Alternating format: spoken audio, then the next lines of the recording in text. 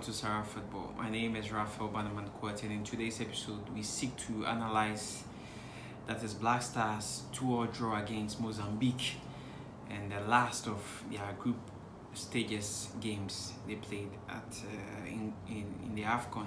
So in this particular episode, I'm actually trying to do a post-mortem of our 2-2 draw. I mean, against the backdrop that we were supposed to win that particular game because we had gone in front 2 goals through penalties. Jordan Ayew put us in front through penalties, and then the Mozambicans had to rally themselves in the dying embers of the game. Additional minutes, that was 7 minutes that was added on by the referee. The Mozambicans were able to put themselves together and win that and draw that game because they first came on through a penalty themselves, and then that pulsating header got them 2-2 draw. It wasn't like they were going to qualify to anywhere or something, but just the fact that Mozambique was able to pull 2-2 draw with the Black Stars, it tells you that a lot of things went wrong with our side. So this is actually a post-mortem of what we did and what we could have done better and what's the way forward for our senior national team, the Black Stars. So first and foremost, I'm looking at the lineup that Chris Hughton put out. Very fantastic lineup. Had 2 midfielders, 1 progressor, 1 defensive midfielder. You have Majid Ashmeru, who was supposed to do the progressive aspect of the game, and you have a player like Salis, who was supposed to sit at that deep end of midfield so that he could stop attacks and also be that combative midfielder. In attack, you had Kudus. I mean, we know what Kudus brings to the party. Joseph Pencil, we know what he also brings to the party. Jordan Ayew as well. Then you have Antoine Semenyo, who was leading the attack. So look at the game we played. I mean, the first half were good. We were good with some of our passes in there somewhere.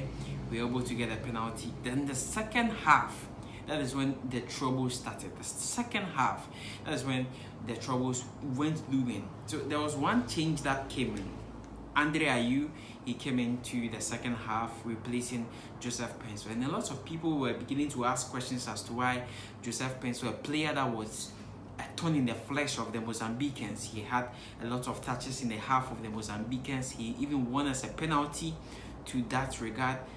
Why was he taken off for that is a player like Andre Ayew? Because if you look at Andre Ayew, he hasn't had the best of fortunes with Le Havre in the French Ligue 1. He's played just 31 minutes of soccer action for Le Havre. So this is a player that we know what he brings to that is the Black Stars. We know his experience levels are sky high. We know that he is a player that puts his all when he's playing for the senior national team, the Black Stars. Commitment levels is unprecedented. But in a game like high tempo game where we were playing the Mozambicans, because it wasn't like Mozambicans were resting on their laurels as well. No, this was a side that was chasing the game. So when you are bringing a player like Andre Ayew, what was the brain behind bringing Andre Ayew? Because when they even asked Chris Hughton as to where he had that substitution coming on for Andre Ayew for Joseph Pencil, he said fatigue. You would ask yourself that the ball that Joseph Pencil was playing, what showed that the player was fatigued? Because he wasn't even showing signs of fatigue. Right? And you have other subs he even made. You ask yourself that a player like Ernest Tuyama, fantastic lad playing for Olympic Lyon in the league. If you have a very talented boy like that, I mean, at certain portions of the game, if Jordan is like tired, or you want to change the complexion of the game, why not take Jordan out, bring Ernest Tuyama in? Because these are fresh legs. These are guys that will be able to attack and give you, fouls, give you attacking options. But Jordan played through the course of the game, and you ask yourself that tactically, Chris Hughton, what did he want to achieve with this side? You look at like the technical aspect of the game and you're like, no, Charlie, Chris Hughton, this is somebody that has been with the team for close to 2 years, first served as a technical advisor, and then he was given the full reins of the Black Stars after Coach Otuado had resigned from his role as Black Stars coach just after the World Cup. And you ask yourself that this is a team that doesn't boast of any attacking identity. There was no identity to this side. Chris Hughton can't even name his starting breath. Because today, this player is playing, tomorrow this player is playing. There's a coach that has a lot of defensive mindedness to his game. He plays with two double pivots, Baba Idrisu and also Saleh Samed. So in a game where probably you employ Kudus in a game and Kudus doesn't see, like he's unable to bring the best out of himself, because there's a team that relies heavily on individual play. So once some of our individual talents are not able to push the game forward, then that's about it. There's no technicality to how we play. Technically, I mean, it's non-existent. Everything is dead about this side. And I feel that moving forward, I mean, when we are now, because now we are virtually out of the tournament, there should be a dissolution of the Black Stars. The Black Stars should be formed around energetic, passionate young boys like Kamaldeen Suleimana, like Fatawi Sahaku, like Mohamed Kudus, Enes Nyama, like these guys, Joseph Pencil, Osman Bukari. You understand?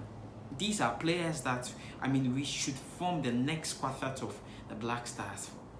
Because the current dispensation of the Black Stars, there is no identity to how we play. Our pattern of play, we can't even string multiple passes together. You ask yourself that, these are professional players that play at the top echelons of football in Europe, and they are not able to string multiple passes together. In our game against Mozambique, one thing I realized is that our concentration levels was just on the floor. Because how can you concede 2 goals in 7 minutes? You concede a penalty. Like Andrea, you've been playing football for the last 20 years professionally, and you know that when you are in the 18-yard box, the most important thing is for you to protect yourself, and you couldn't do that. Let's just say probably it was just along the way, so maybe you didn't have hindsight of the fact that the ball could just hit your hand. Then Richard Ofori, a player that last played competitive football somewhere in October of last year, and he's deployed as our number 1 in the goalkeeping department, where you have players like Atiziki who are playing consistently with St. Gallen, Hibs goalkeeper Jojo Wallacott. Then we try to repose confidence in a player that last played 1 year ago. I mean, where's our football going to? Where's our football going to? We need to come to a stage where we look ourselves in the mirror and know that now football is business now. If we want to achieve something substantial with our football, we need to be doing things right. The external influences are one too many.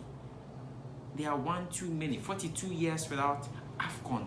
And it's like the same fundamental mistakes we repeat every now and then.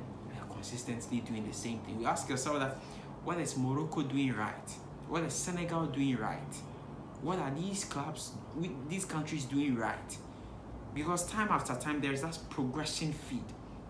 There's that progression. You look at the side that played Senegal last in the tournament they won.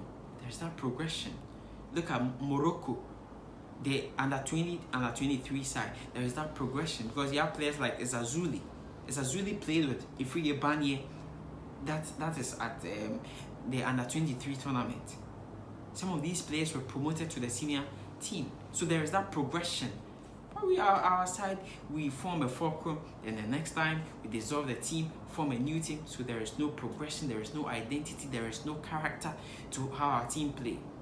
And it's pitiful. It's pitiful that it's like we don't want to achieve anything with our football. I feel that if we need to set things right, I mean, we need to start doing things right with our football. Same thing, last AFCON group stages were out. This AFCON group stages were out. Went to the World Cup group stages were out. Why? Same fundamental mistakes, we keep repeating them now and every now and again. Why? I mean, if people were to take responsibility, there was some sort of accountability. We should be seeing heads roll. We should be seeing resignation. We should be seeing people take responsibility for how ill this team has been managed in the last few months or years. We need to see people take responsibility for their actions and inactions, for how this team has been brought. But you won't see that. You won't see that. You would have the issues coming up in the next one week, 2 weeks. It blows cold and everything returns to normalcy. Then we'll still be repeating the same mistakes now and again. If we want to do things right for our football, I feel we need to get to that level where there has to be that dissolution of the Black Stars. We need to call the right players.